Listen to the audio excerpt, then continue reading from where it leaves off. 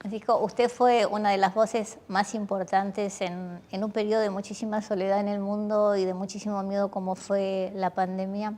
También fue una de las voces más importantes en catalogarla, ¿no? Como las limitaciones de un mundo en crisis, en lo económico, en lo social, en lo político.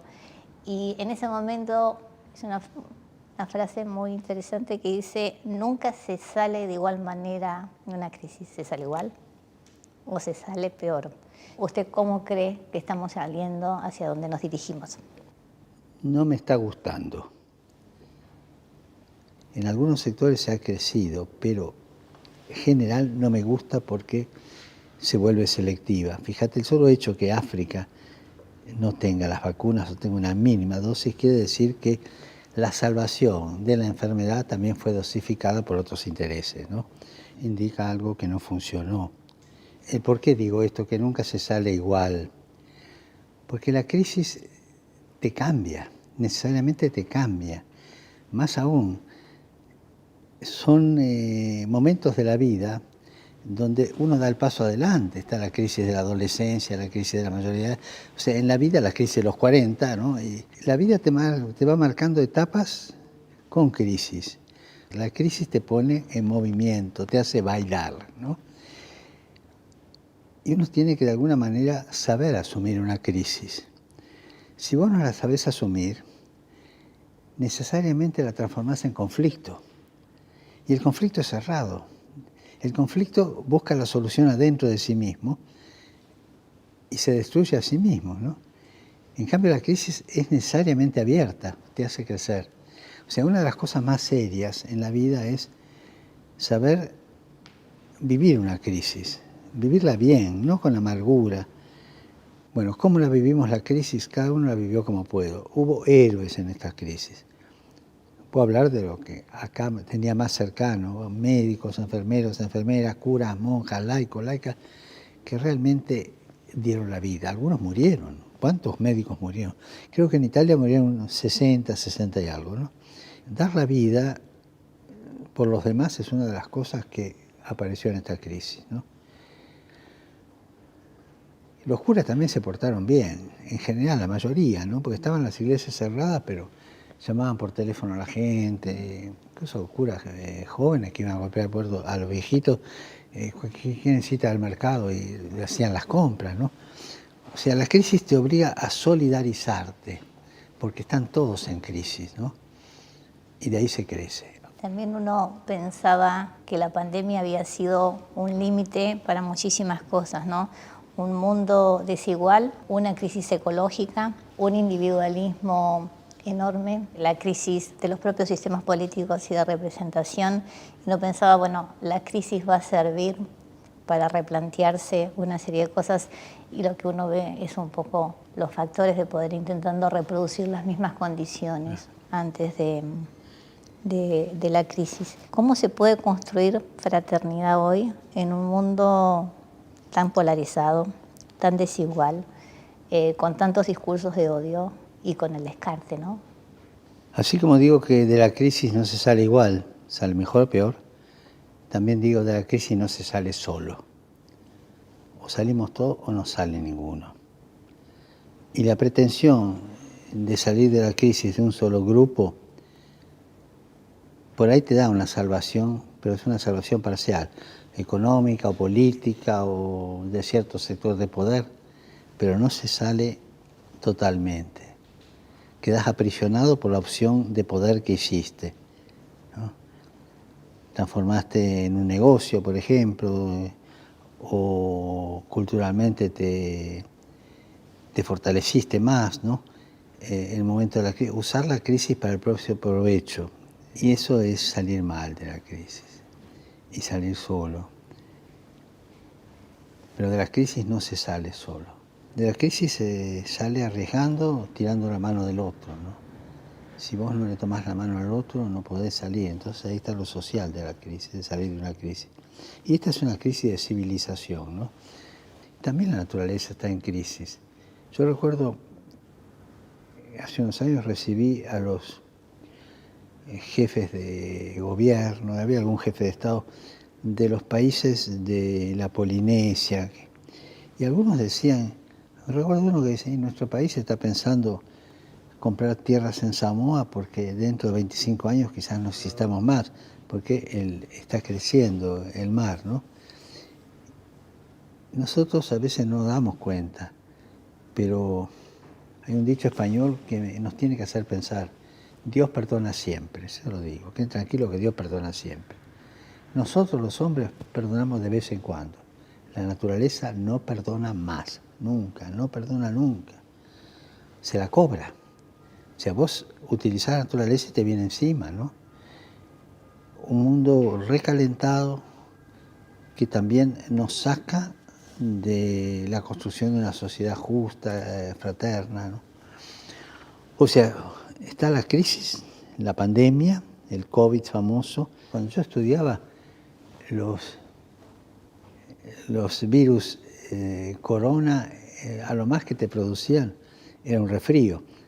Ahora se fueron mutando y pasó lo que pasó. Y ahora se están mutando para atrás otra vez. Es curiosísimo todo el mundo ese de la mutación de los virus, ¿no? Pero una crisis viral, pero también una crisis mundial, ¿no? Una crisis mundial en nuestra relación con el universo. No vivimos en armonía con la creación. Digo la creación, el universo, digamos, no vivimos en armonía. Lo abofeteamos a cada rato.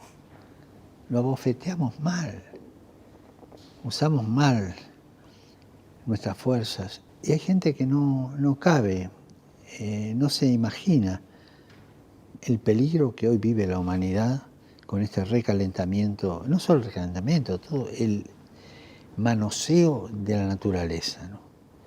Una experiencia personal. En Aparecida, hace 10 años, más, estaba en el equipo de redacción y llegaban las propuestas de los brasileros hablando de cuidado de la naturaleza, de estos brasileros que tienen la cabeza.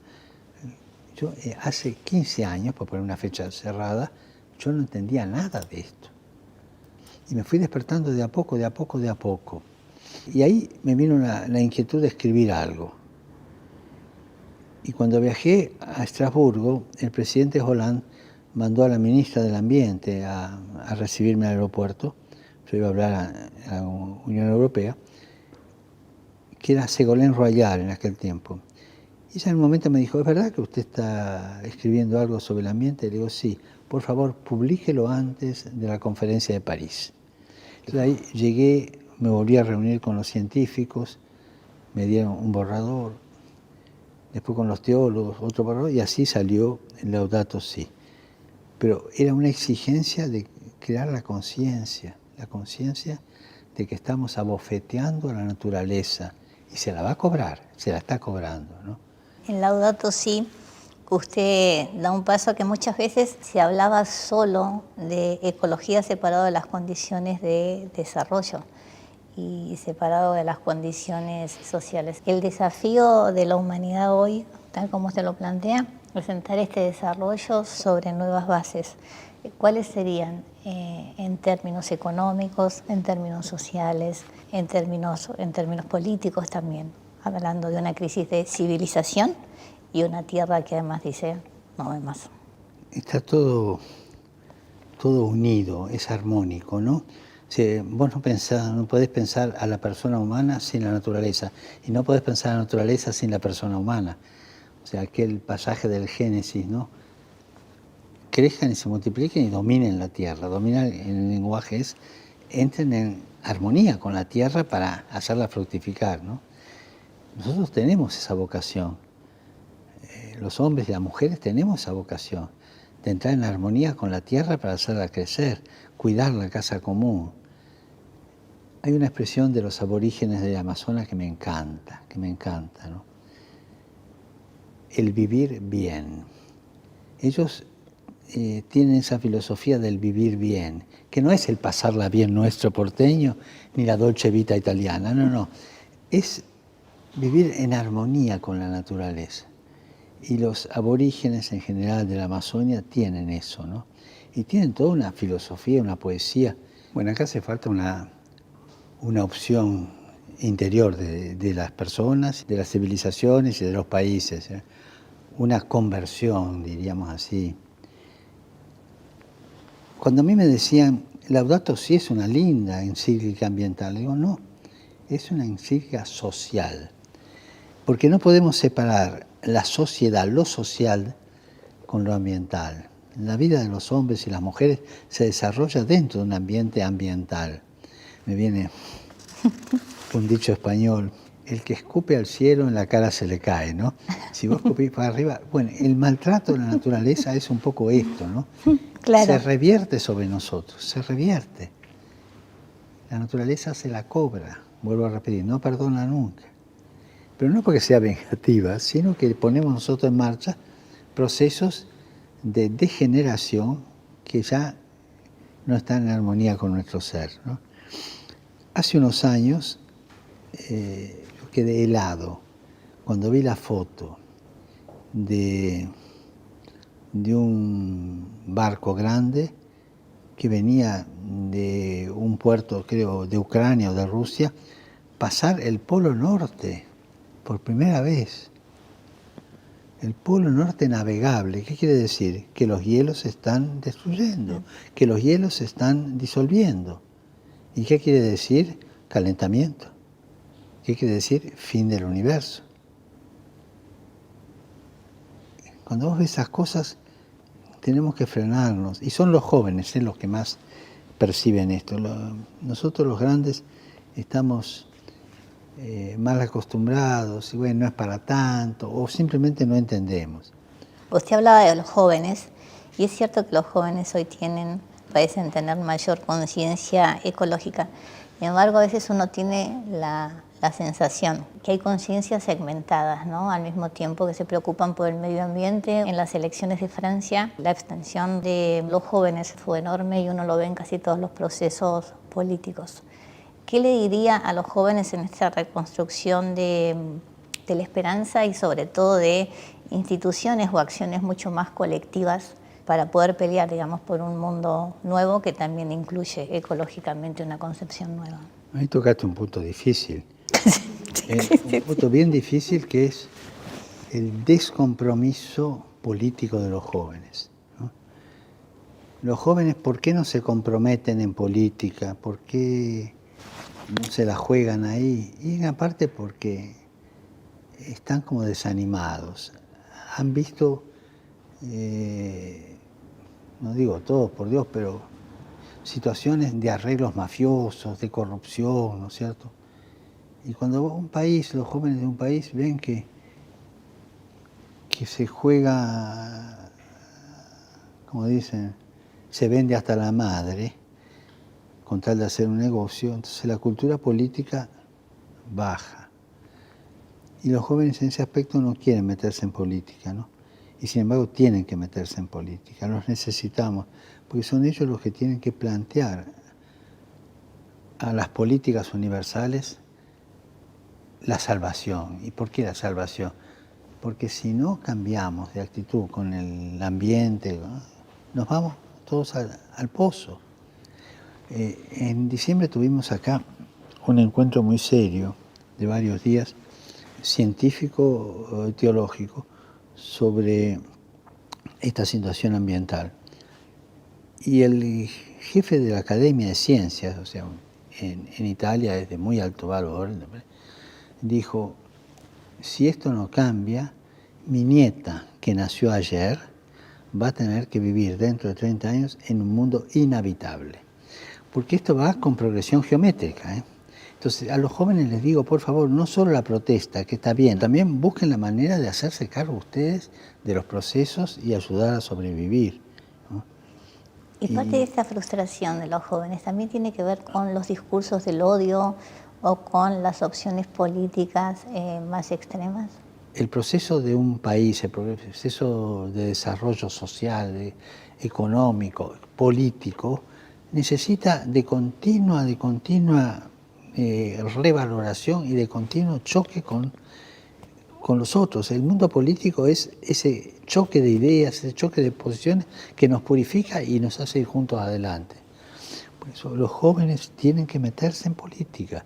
Los jóvenes tienen que aprender esta ciencia de la política, de la convivencia, pero también de la lucha política que nos purifica de egoísmos y siempre nos lleva adelante las instituciones del país, ¿no?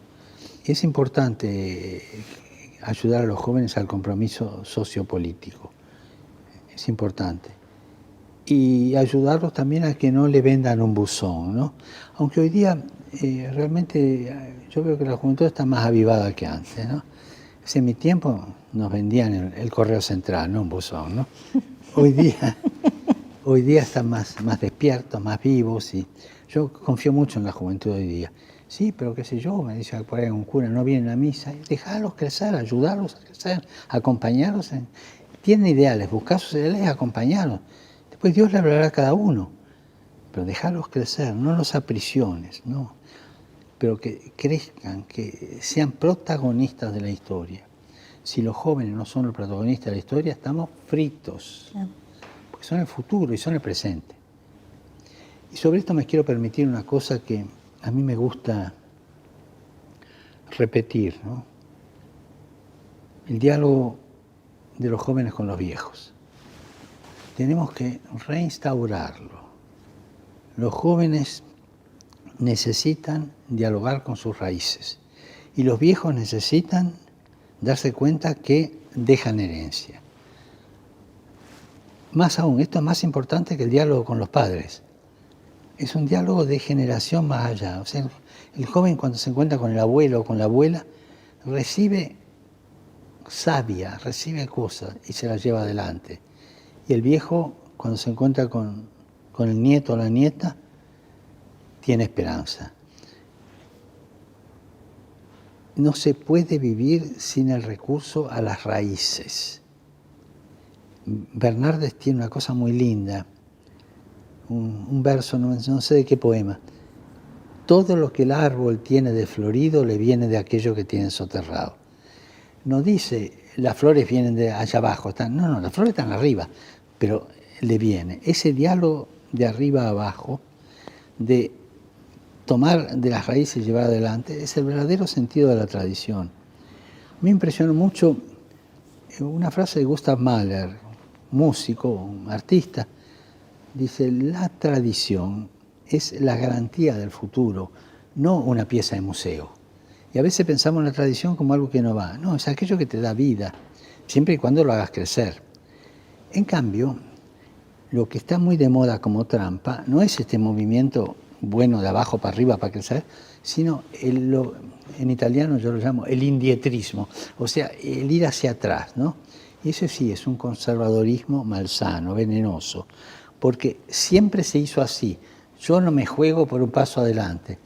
Si me equivoco, no. Si vos tomás la línea de la sana tradición, vas a ir adelante. No, yo me voy, siempre he sido así. Y entonces tenés jóvenes con coraza, jóvenes que en esta civilización parecen almidonados. Quizás esto necesita más explicación, pero voy otra vez a lo esencial. Diálogo de jóvenes con los viejos, porque de ahí se toma el verdadero sentido de la tradición, no el tradicionalismo, no, la tradición que te hace crecer, pero que es la garantía del futuro.